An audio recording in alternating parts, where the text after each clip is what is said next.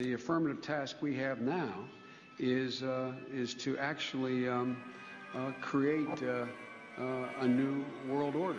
It's overwhelming our interest that China prosper. That we have to level the playing field. The end of these two wars affords us an opportunity that allows us to refocus our intelligence and military assets and resources to other parts of the world where they are needed, where we face new challenges. This is the world you are graduating into. This is what I want to talk about today with you for a few minutes. I believe we, particularly you, your class, has an incredible window of opportunity to lead in shaping a new world order for the 21st century.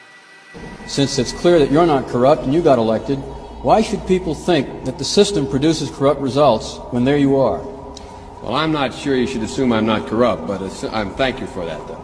The system does produce corruption, and I think implicit in the system is corruption, when in fact, whether or not you can run for public office, and it costs a great deal of money to run for the United States Senate, even from a small state like Delaware, you have to go to those people who have money, and they always want something. I would not recommend that anyone pick me for vice president. The president and the entire team close to him has encouraged me not to try to all of a sudden be a different Joe Biden than I was for the past 36 years. The president wants everyone to know, his team and us, in case there's any question, that he thinks he made a brilliant choice. Done some dumb things, and I'll do dumb things again. He was given an F. So, ladies and gentlemen, I've been dumb. Most people didn't know who he was, Joe Biden, and now they're going to say, oh yeah, he's the guy who plagiarized. That's their first. Politically, that's devastating.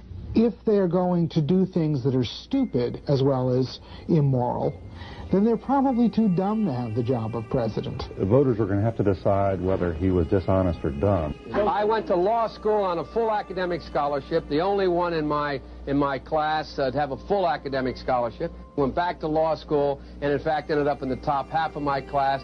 Biden now concedes he did not graduate in the top half of his law school class, that he does not have 3 degrees from college, and that he was not named outstanding political science student in college. Newsweek says Biden actually went to school on a half scholarship, ended up near the bottom of his class. Now Biden says Newsweek is right. His memory had failed him.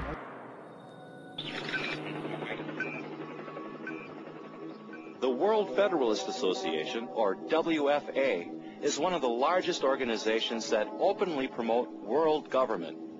Periodically, the WFA extends a Global Governance Award to a prominent individual pushing for the same goal. Former CBS anchorman Walter Cronkite was among the recipients of the WFA award. Thank you very much. Today we must develop federal structures on a global level to deal with world problems. We need a system of enforceable world law, a democratic federal world government. In a closed-circuit hookup, Hillary Clinton congratulated Cronkite. For decades you told us the way it is.